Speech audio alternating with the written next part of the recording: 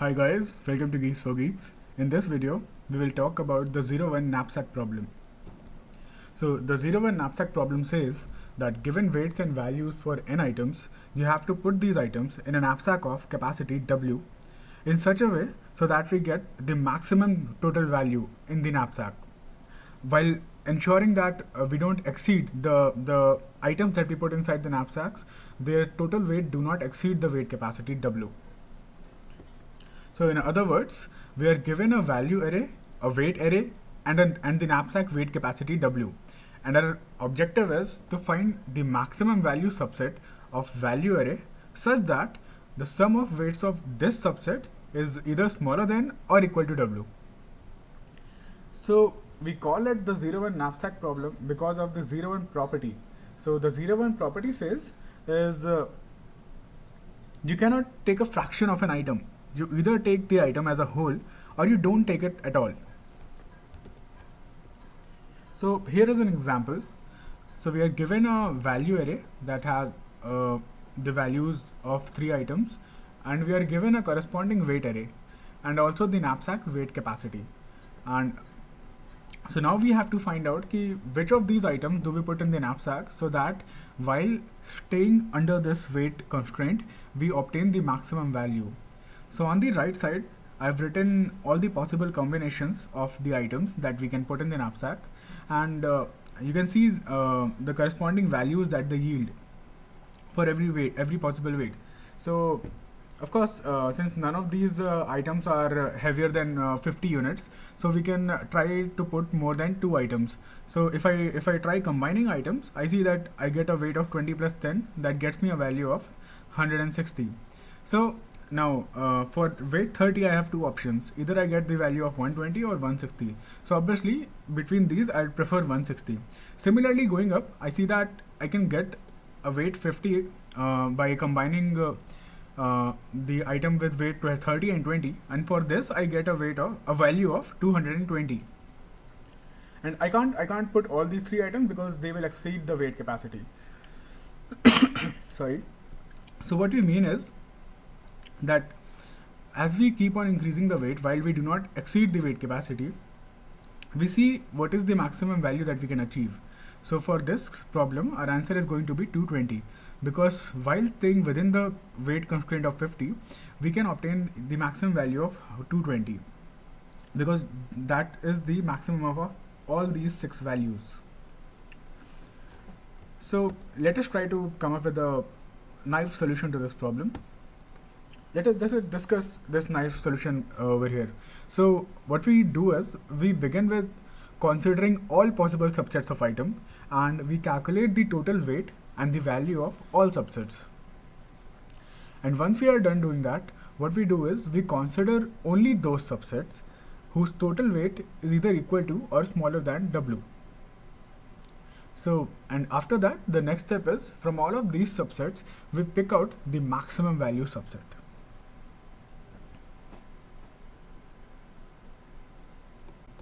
Now, when we say to consider all subsets of items, what we are really saying is for every item, there can be 2 different situations. Either we include this item in our optimal subset, or we do not include this item in our optimal subset. So let us see what this translates to. So what this basically means is we have a problem where we are given n items and we want to find out an optimal subset of these n items. So in the beginning, we have n items and a weight constraint, and we have to do some operation so that we decide whether we can keep the current item in focus in our optimal subset or not. So one by one, we will consider if we can include a given item in our optimal set or not. So how do we go about it? So basically, in order to obtain the maximum value, we have to make a choice in the following way. We begin with reducing this problem to not selecting the nth item and instead moving on to n-1 items, while reducing the problem to that of n-1 items, and the weight remains same. So basically we are considering the case what if we do not include the nth item and we just solve this problem for n-1 items and W weight? Do we get an optimal value? Do we get a bigger value? And the other case is we take the nth item and then we reduce our problem to obtaining the maximum value of by using n minus 1 items, but this time we reduce the weight capacity by the weight of nth item, and we also count the value of nth item because we are including it in our optimal subset. And we keep on doing this repeatedly until we keep on repeating this until we are not left with any more items. We are done considering all the items. And also there's this thing is, if weight of the nth item itself is greater than w, then of course we can't include it in the optimal subset, which means that we must leave this item and proceed with n minus 1 items. So here is a recursive solution. So let's see what's happening here. We have this knapsack function over here, which is going to return the maximum optimal value, and this is given the knapsack weight constraint as a parameter, the weight array, the value array, and the number of items. So as you can see, we have 3 cases over here. Now this is very similar to what we just discussed on the last slide. So the case 1 is it's pretty straightforward. The base case over here is, if we have n is equal to 0 or weight is equal to 0, we return 0. So basically, if we don't have any items to put in the knapsack, we won't get any value, so we return 0. If the knapsack weight capacity itself is 0, we can't put anything inside the knapsack. Unless we have some items which has the weight capacity 0, but that's not really a general case. So in either of these cases, we end up returning 0. If there are no items or the knapsack weight capacity is 0, we return 0. Moving on, next we perform this test at this second level. In the second part, what we do is we check if the weight of the nth item that we are considering, whether do we include this item in our optimal subset or not. So we check if the weight of this item itself exceeds the w weight capacity. If it does, we exclude it. If it doesn't, then we move on to the third case. Now third case is the one where the weight of the nth item does not exceed the weight capacity, and now we want to see if the nth item forms a part of the optimal subset or not. So now we make 2 recursive calls to the knapsack function. In this case over here, we are including the nth item in our optimal subset, and in this case we are not including the nth item. So we recursively call the knapsack function and we wait for the, we recursively call this knapsack function in these 2 ways, and then when we obtain their values, we compare, and whichever one of these values is greater, we return that value. So let us do a dry run of that the solution that we just saw. So we will be using the same example. We have the same weight array, same value array, and same knapsack weight capacity constraint. So we begin with something like this. So k 3, 50 means that we have 3 items, and 50 is the knapsack weight capacity. So when we call k 3, 50, this problem is divided into these 2 parts. In case 1, we consider including the third item, the value of which is 120, and in the second case, we consider excluding it. So you can see that when we include the third item, we are accounting for its value, which is 120, and we are reducing the knapsack problem by 1 item, and we are reducing the weight of the weight capacity of the knapsack by the weight of the third item. So this becomes 50 minus 30, 20. And in the other case, since we are simply excluding the third item, we reduce the number of items by 1 and the weight capacity remains same. And so on, we do this repeatedly until we arrive at a base condition where, either the number of items is 0 or the weight itself is 0, in which cases we return 0. We reach one of those base cases. So as you can see later on, so if you take a look at these 2 branches, you know that this max will receive a 60, and then if you take a look at these 2 branches, you know that these 2 will result in a maximum of 100. So basically k220 will get you a 100. Similarly, if we come over this side, you can see that if you take a look at these 2 branches, you see that the max receives a 60, and similarly this max also gets a 60, and this max then gets 160 because 100 and 60 for this max. However, the second branch is only getting a 60, so 160 is greater in this case. So k2, 50 yields us 160. So of course, if we add 100 and 120, we get 220, which is our answer. So this is how the algorithm runs. So the time complexity of this algorithm is going to be big of 2 raised to n, because we have n items, and for every item we are making a choice whether we include that item or not. So that's how we get this time complexity. And since we are not using any extra space, so our space complexity stays big of 1. Now there is this interesting thing that you can see here is if we call the knapsack function in this case, here's another example where we have 3 items, all of those have the same weight, and the values are 10, 20, 30, and the weight capacity is 2. So so in this case, as you can see, we began calling the knapsack function with the parameters 3, 2. 3 is the number of items, 2 is the weight capacity. And you see that on both of the sides, so at every step you see that the tree is divided into 2 parts. The left part is when we exclude the nth item, and the right part is when we include it. So this is where we include the nth item, this is where we exclude the nth item, and this is repeated for all the subtrees.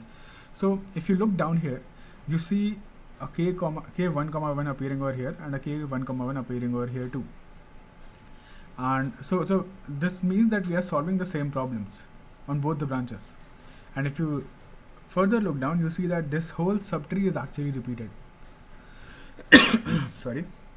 So this is a very small example. I mean, for a bigger example, we can see that there will be bigger subtrees, and all those computations will be unnecessarily repeated. So what we see here is like this knapsack problem satisfies the overlapping subproblems property.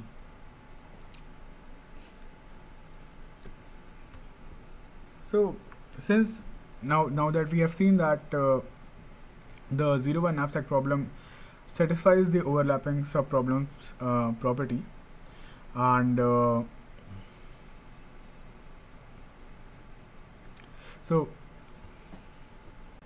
and it also has the optimal substructure property. So optimal substructure comes where we repeatedly solve the same problem. So you saw that we were changing the parameters of the knapsack function, and yet we were recursively calling the same function again and again and arriving at a solution. And then we also saw that some of the problems were overlapping also in different branches. So this makes the 0, 1 knapsack problem a dynamic programming problem, because a dynamic programming problem is anything that has the 2 properties, the overlapping subproblems and the optimal substructure. So let us see that if we can come up with an algorithm where we avoid all these recomputations of the same subproblems, and maybe you can build a temporary array in a bottom-up manner, and then we can just look up the values for problems that we have already solved, so we don't solve the same problems again and again.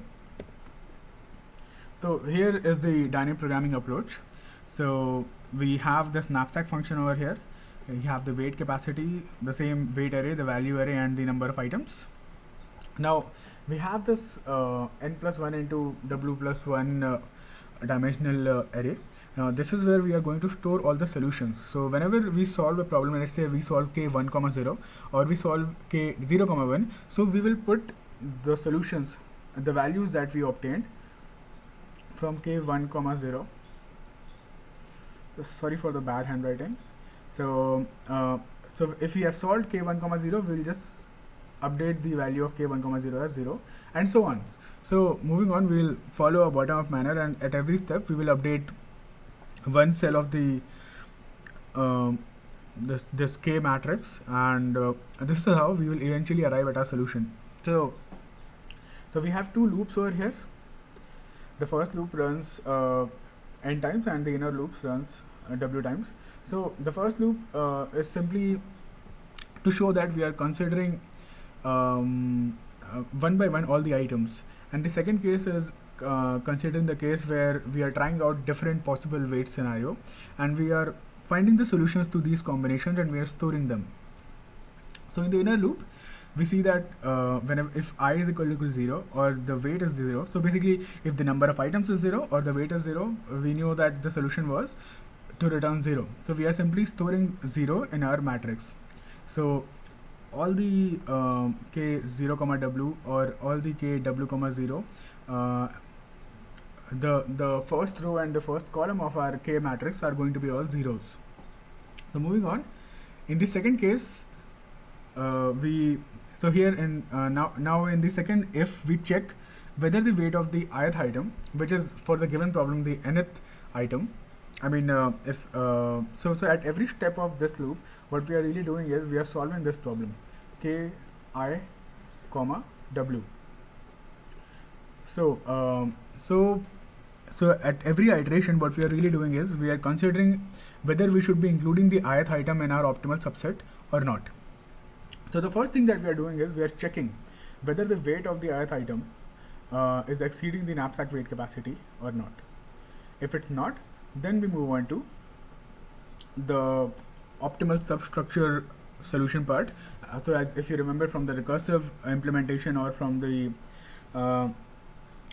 earlier discussion that we had about the structure of this problem, the solution. So we saw that whenever the weight of the ith item is not exceeding the capacity, we make a choice. We consider two cases. Case 1 is when we consider including the ith item, and case 2 is when we think of excluding it, and we see what we get. So now here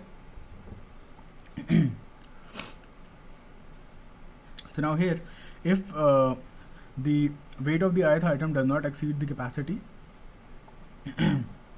what we do is we make a choice. So here we are calling the max function with two parameters. Now parameter 2 is kia minus 1 comma w. So this is where we are simply excluding the ith item, and we are just saying that what if we exclude the ith item, do we get a better value, do we get a better optimal solution?